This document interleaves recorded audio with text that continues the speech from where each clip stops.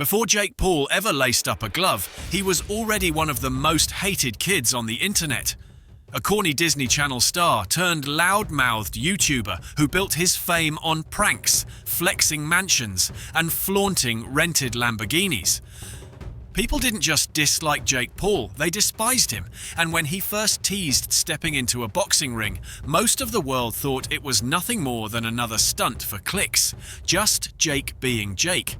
But that one decision, to put on gloves, ended up becoming his entire brand. And now, years later, Jake Paul has built a career around calling himself a real boxer.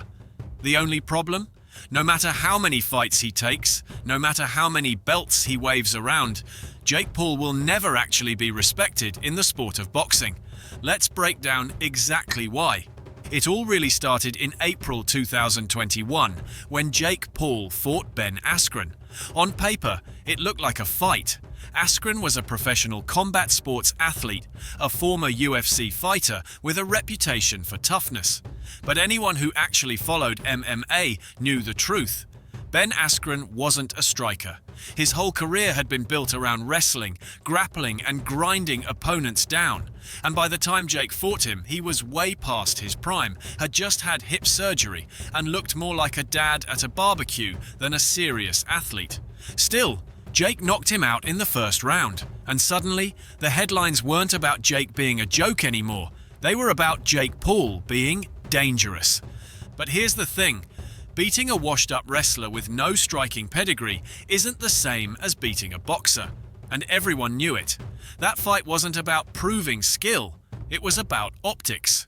Jake picked an opponent who had a recognizable name, but no realistic chance of winning, and that right there set the tone for his entire career. Every single fight since has been the same pattern, cherry-picking. Instead of climbing the traditional ranks of boxing, where young fighters cut their teeth against journeymen, work their way up through regional titles, and prove themselves against hungry contenders, Jake Paul skipped the line. He wanted fame fights, not real fights. After Askren came Tyron Woodley, twice. Another UFC fighter, but again, not a boxer. Woodley had power, sure, but he was already 39 years old and had lost his last 4 fights in the UFC. The first fight was close, and many thought Jake barely scraped by. The second, Jake landed a clean knockout, and the internet went crazy, but once again, it was a victory built on smoke and mirrors. Then came Silva, a legend, one of the greatest MMA fighters of all time. But by the time Jake fought him, Silva was 47 years old. Let that sink in.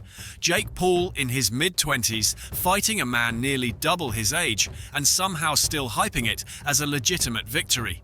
This became Jake's formula. Call out retired MMA fighters, aging legends, or anyone who wasn't actually a boxer. It kept him safe. It protected his record, and it allowed him to keep playing the role of disruptor without ever taking the kind of risk a real boxer would face every time they stepped into the ring.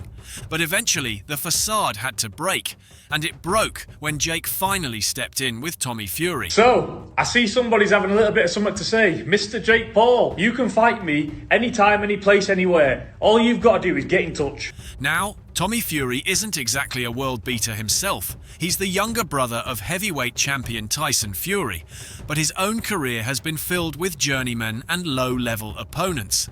Still, Tommy Fury was a real boxer. He grew up in the sport, trained in it, and lived the lifestyle. And when he fought Jake Paul in February 2023, the gap was clear. For the first time, Jake wasn't facing a wrestler, an actor, or an MMA retiree. He was fighting someone who had actually been molded in the boxing system. And what happened? Jake lost. It wasn't an annihilation. He landed some shots. He held his own in moments. But across 8 rounds, it was obvious. Jake Paul couldn't handle even a mid-tier professional boxer.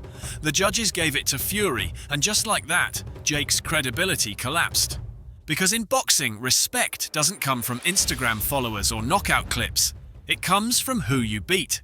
And Jake had finally shown that when faced with a true boxer, he wasn't good enough. But instead of learning from it, taking the loss as motivation to get back in the gym, rebuild, and climb the ranks properly, Jake doubled down on his circus strategy.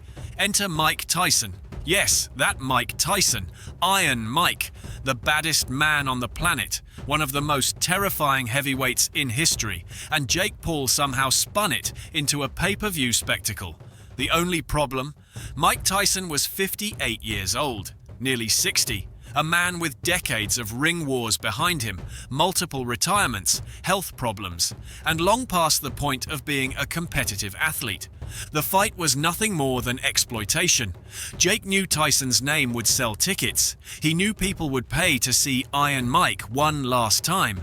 But deep down, everyone knew it wasn't a fair fight. Tyson could barely get cleared by the commission, and even when the fight was announced, fans were more worried for Tyson's health than excited for the matchup. And this is the crux of the problem with Jake Paul. He markets himself as a disruptor, someone who's challenging the status quo of boxing, but in reality, he's just recycling the same formula. Find an opponent who sells, but can't actually beat him. Which brings us to the most ridiculous matchup yet, Gervonta "Tank" Davis. So why is Jake fighting Gervonta Davis? That's the real question. Why is a man who walks around at nearly 200 pounds chasing a fight with someone who weighs 135? If Jake really wanted respect, he'd be calling out cruiserweights, light heavyweights, or even fringe contenders around his own division. But he's not, because deep down, Jake knows what happened against Tommy Fury. The one time he fought a real boxer anywhere near his size, he got exposed. And here's the crazy part. Jake Paul has been training for over 7 years now.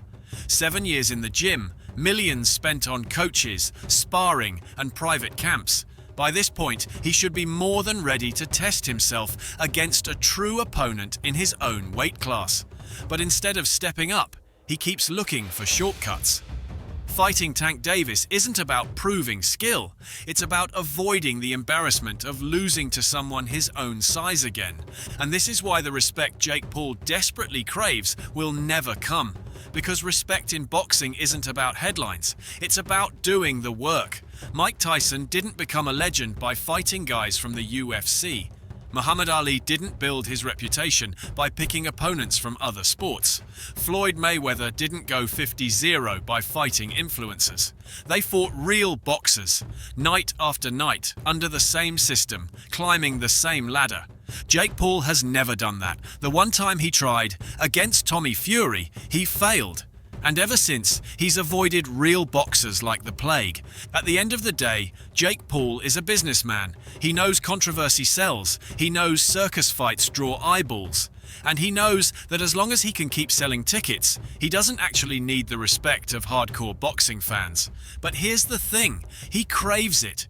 You can see it every time he calls himself a real boxer, every time he posts training footage, every time he tries to position himself as a legitimate athlete. Deep down, Jake wants to be taken seriously, but boxing doesn't work that way.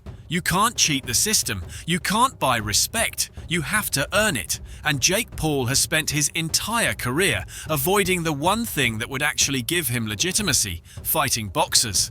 So when history looks back at Jake Paul's career, it won't see a revolutionary. It won't see a trailblazer. It'll see a YouTuber who gamed the system, milked spectacle for money, and dodged real challenges at every turn. And that's why Jake Paul will never be respected as a boxer. So what do you think? Should Jake Paul finally step in the ring with a real contender, or is his whole career just smoke and mirrors? Drop your thoughts in the comments, and don't forget to hit subscribe for more breakdowns like this.